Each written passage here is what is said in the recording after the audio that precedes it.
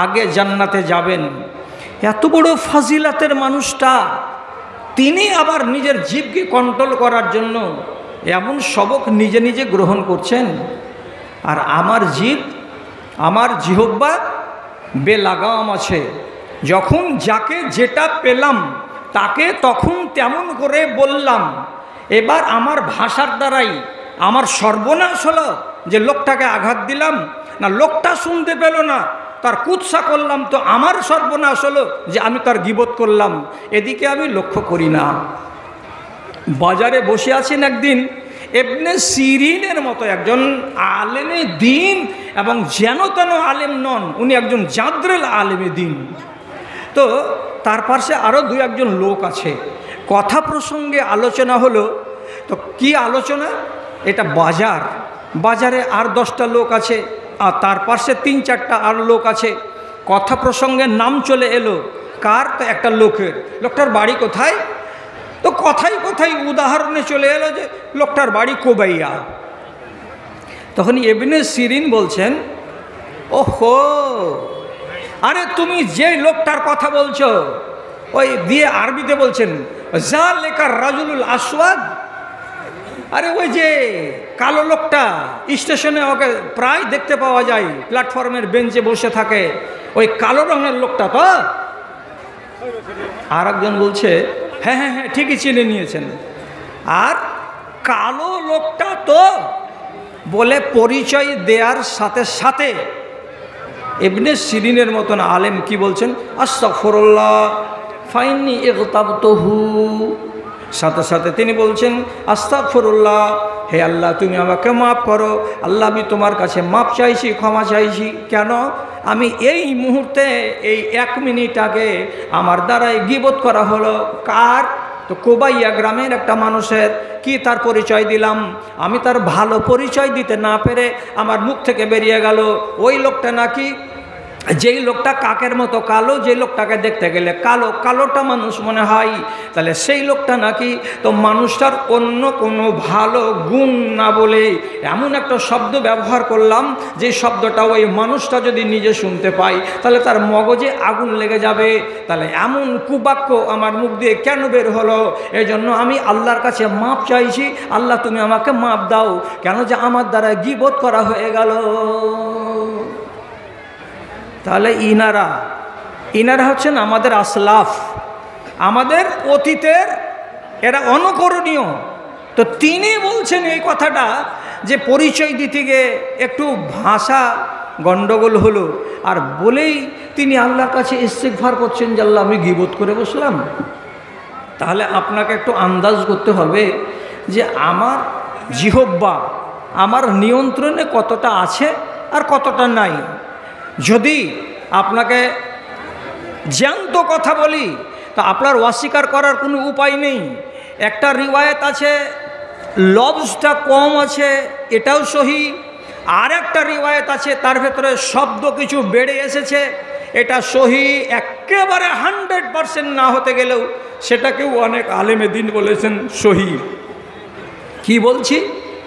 কথাটা হলো কি, আবু যার রাদিয়াল্লাহু তাআলা আনহুর মতো এক জালিলুল কাদার সাহাবী, উনি কথা প্রসঙ্গে একদিন হযরত বেলালের মতো কালো চামড়ার সাহাবী, যার ভেতরে আল্লাহ তাআলা শুধু গুণী গুণ রেখেছেন, সেই কালো চামড়ার সাহাবী প্রসঙ্গে আলোচনা করতে গিয়ে, কিংবা অন্য রিওয়ায়েতে যেটা এসেছে তাতে হযরতে বেলাল এমন কোনো কথা বলেছিলেন যেই কথাটা তাকে শুনতে ভালো লাগেনি।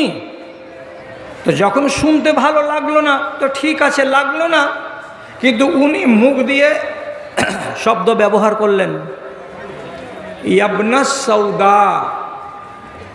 এই শব্দটা বুখারী আর মুসলিমের রিওয়ায়েতে নেই, অন্য রিওয়ায়েতে আছে। যেমন ইবনে বাত্তাল উনি বলছেন যে এটা আছে।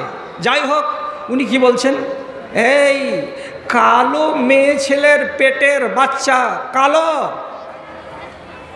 তাহলে কাকে টেনে কথা বললো? ওর মাকে টেনে। সহি হাদিসে কি আছে? আইয়ার তাহু বে উম্মিহি। আবু যার, তুমি কি বেলালের মতো লোকটাকে এইভাবে তার মাকে টেনে কথা বলেছো নাকি? তখন আবু যার বলছেন, হ্যাঁ আল্লাহ রাসূল, আমি তার মাকে টেনে কথা বলেছি। তার মানে কি বলেছি?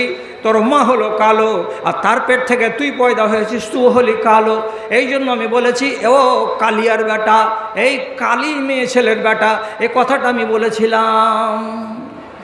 রাসূলুল্লাহ একটা এত বড় সাহাবী, তাকে কি করে শিক্ষা দেবেন? এই জন্য তো তাকে চড় মারা যায় না, থাপ্পড় মারা যায় না। রাসূল শুধু উত্তম একজন মুসলেহ এবং সংস্কারক হিসাবে আবু যারকে শুধু সামনে ডেকে বললেন, কি বললেন? ইন্নাকা মরউন ফীকা জাহেলিয়া, হে আবু যার, তুমি এমন একজন মানুষের মানুষ, ইসলাম কবুল করে নিয়েছো বটে, তোমার ভেতরে দিন চলে এসেছে বটে, তুমি আমার সঙ্গে উঠা বসা করো বটে, তুমি কোরআন মাজিদ পড়ো, এটাও কথা ঠিক, কিন্তু তোমার ভেতরে ইসলাম কবুল করার আগে জাহিলিয়াতের যুগের যে বদচরিত্রগুলো ছিল, সেই বদচরিত্রের একটা চরিত্র থেকেই গেছে। না হলে তুমি একটা মানুষকে, তার মাকে তুলে কেমন করে কটু কথা বলতে পারো? তার চামড়া কালো, তার জন্য তুমি তাকে কালো কেমন করে বলতে পারো? তার মা ছিল কালো, তার জন্য তার মাকে টেনে ছেলেকে কি করে তুমি কথা বলতে পারো?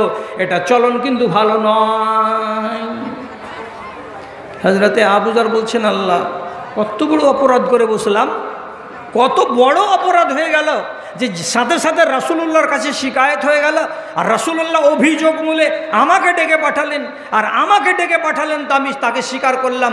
তাহলে এত বড় অন্যায় আমার মুখের দ্বারাতেই হয়ে গেল।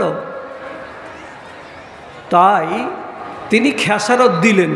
খেসারতটাকে বলছি দুই রকমের। এবার কেন দুই রকমের বলছি? যেহেতু দুই রকমের বর্ণনা পাচ্ছি বলে বলছি। কি? 3 দিন পরে হযরতে আবু যার মসজিদের দিকে হেঁটে চলে আসছেন। তার গায়ে একটা নতুন চাদর আছে, এমন সুন্দর ঝকঝকে চাদর যেটা দেখতে গেলে এই মানুষের চোখ লাগে। আর ঠিক তার পাশে এই বেলাল, তার গায়ে একটা কিন্তু কালো চাদর আছে। ওই কালো চাদর যেটা তার মালিকের গায়ে আছে, সেটা চাকরের গায়েও আছে। দেখে কিন্তু মনে হয় না যেটা মনিব আর এটা চাকর, দেখে মনে হচ্ছে এরা বাপ বেটা। যারাই দেখছে তারাই বলছে, ব্যাপারটা কি? তোমার গায়ে যদি 500 টাকা দামের চাদর থাকে, তোমার চাকরের গায়ে 200 টাকার থাকবে। চাকরের চাদর এবং মালিকের চাদর জীবনে এক রকমের হয় না, এক দামের হয় না, কিছুটা কম বেশি হয়। তো এমন একই রঙের, একই কাটিংয়ের, একই কোয়ালিটির চাদর তোমরা দুইজন কেন পরে আসো? তখন তিনি জবাব দিয়ে বলছেন, এটা হলো জরিমানা। এটা জরিমানা কেন দিচ্ছি? যে গত কয়েকদিন আগেই আমার মতো এই লোকটা একটা ভুল করেছিল। কি বলে ভুল করেছিল? এই ছেলেটাকে দাগ দিয়েছিলাম কালো বলে, আর তার মাকে দাগ দিয়েছিলাম কালো বলে। এই যে আমার দ্বারাই ভুল হয়েছে, আমি আমার জবানের খেসারত দিচ্ছি কি, আমার গায়ে চাদর চাপিয়েছি যেমন দামি, তেমনি আমার চাকরের গায়েও চাদর চাপিয়েছি দামি, যাতে আল্লাহ রাব্বুল আলামিন আমাকে কিয়ামতের দিন আমার জবানের কারণে হিসাবের কাঠগড়াই না দাঁড় করিয়ে দেন। জবানটাকে নিয়ন্ত্রণে রাখতে হবে। কথায় কথায় আংনাতে বিবিকে গাল দিয়ে দিচ্ছেন এমন আঁশ তুলা করে, যে কথা শুনতে গেলে আপনাকে যদি কেউ পাল্টা বলে তা আপনার গায়ে আগুন লাগবে। চাকর বাকরকে গাল দিয়ে দিচ্ছেন আঁশ তুলে, যে কথাটা আপনাকে পাল্টা কেউ যদি বলে তাহলে আপনার কিন্তু ঝাল লেগে যাবে। তো নিজের বেলায় যেটা ঝাল, পরের বেলা কেন সেটা ঝাল নয়? ভাই, কথা বলতে বেশি পাবো না কেন, যে আমাদের সামনে অনেকগুলো বক্তা আছেন, আর আমার একটা ডিউটি আছে। সেই সাথে সাথে আর 1-2টা কথা শুধু বলে দিচ্ছি, যে রাসূলুল্লাহ মুখের কথাটাকে বেশি করে আলোচনা করলেন, আর হাতের কথাটাকে বেশি করে আলোচনা করলেন। হাতটাকে নিয়ন্ত্রণে রাখো, হাতটাকে লাগাম লাগিয়ে রাখো, হাতটাকে কোনোদিন বেকাবু হতে দিও না, হাতটাকে যেখানে সেখানে ইচ্ছা মতো ব্যবহার করিও না। চায়ের দোকানে মোড়ে বসে আছো, তোমার উল্টা কেউ কথা বলল, তাড়াম করে তুলে দিলে হাত, শালা তুই চিনিস? কোনো জায়গাতে বসে 5 জনকে নিয়ে গল্প করছেন, গল্প করতে করতে যদি আপনার মন মতো কথা পেলেন না, আপনার কেউ উল্টো কথা বলে দিল, আপনি চোখের সামনে তার পিঠের উপরে বা তার গালের উপরে, তার মুখের উপরে জোর করে মুক্কা মেরে দিলেন, আর দেওয়ার পরে তাকে রক্তাক্ত করলেন। আপনি মনে মনে বলছেন, তুই কার সামনে কথা বলছিস? তোর খেয়াল আছে? তোর দাঁত খিঁচে দিব, তোর চামড়া তুলে দেব, ফাজলামো করিস? তাহলে যদি এই রকম করে হাতটাকে যেখানে সেখানে তুলি, তাহলে এর ব্যাপারে কোনো সতর্কতা কি আছে? ভাইজান, লম্বা ওয়াজ করার কপালে আমার কম জুটে, আজকেও কম জুটবে, আর জুটেছে। আপনাকে কয়েকটা শুধু কথা বলছি। কি? একজন সাহাবী, তার নাম মুআবিয়া বিন হাকাম। এর একটা বান্দি ছিল, কচি বয়সের মেয়ে, ওহদ পাহাড়ের কিনারায় ছাগল চড়াতো। একদিন বেলা 10টার সময় দেখতে গেছে ছাগলের পালকে। তো দেখতে গিয়ে ছাগল গুনছে 1 2 3 4 5 করে, তো 20টা ছাগল হচ্ছে, 21টা ছাগল হয় না। মেয়েটিকে বলছে, এই আর একটা ছাগল কমলো কেন রে? তো মেয়েটি, কচি বয়সের মেয়ে, সোজা সাপটা উত্তর দিচ্ছে নিজের মালিককে। তো বলছে, আকালাহুল যিব, এইমাত্র কিছুক্ষণ আগে একটা পাহাড়ের দিক থেকে নেকড়ে বাঘ এসেছিল, আর সেই বাঘটা এসে একটা ছাগলকে ধরে মটকে দিয়ে এখান থেকে নিয়ে পালিয়ে চলে গেছে। আমি তার পেছন ধাওয়া করে বাঁচাতে পারিনি, মালিক নিয়ে পালিয়ে গেছে।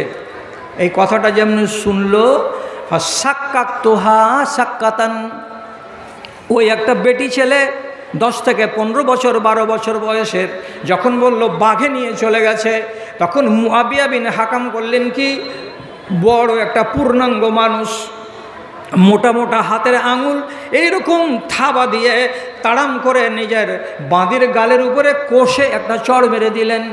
চড়টা কত জোরে লাগলো, বেচারি বাঁদি মজলুম হয়ে পাহাড়ের কিনারায় দাঁড়িয়ে থাকলো।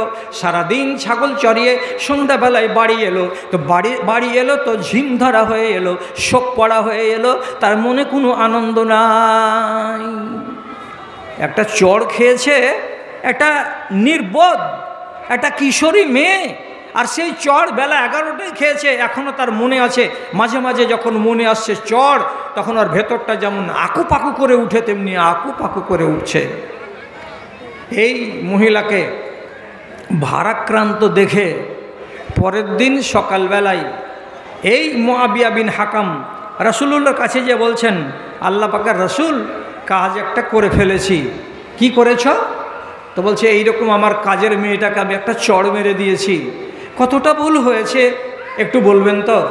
আমার ইচ্ছা করছে যে আমার দ্বারাই বড় ভুল হয়ে গেছে, তো একে যদি আমি আজাদ করে দিই তাহলে আমার খেসারত হয়ে যাবে আল্লাহর কাছে, যে আমি মেরেছিলাম, তার জরিমানা দিয়ে দিলাম, যে তাকে আমি আজাদ করে দিলাম বিনা টাকাতে, বিনা পয়সাতে। না কি করি? রাসূলুল্লাহ বলছেন, কি হয়েছে না হয়েছে মেয়েটিকে ডাকো তো আমার কাছে, নিয়ে এসো তো। উনি বাড়ি গেলেন, আর যাওয়ার পরে কচি মেয়েটিকে সাথে করে আল্লাহ রাব্বুল আলামিনের নবীর সামনে হাজির করে দিলেন। রাসূলুল্লাহ মেয়েটির সামনে খাড়া হয়ে বলছেন, এ বেটি ছেলে, আমি তোমাকে একটা কথা জিজ্ঞেস করছি, আমাকে জবাব দাও, জবাব দাও ঠিক করে বাবারে, মুখটাকে ভারী করে থাকিও না, একটু হাসি মুখে কথা বলো তো আমার সাথে।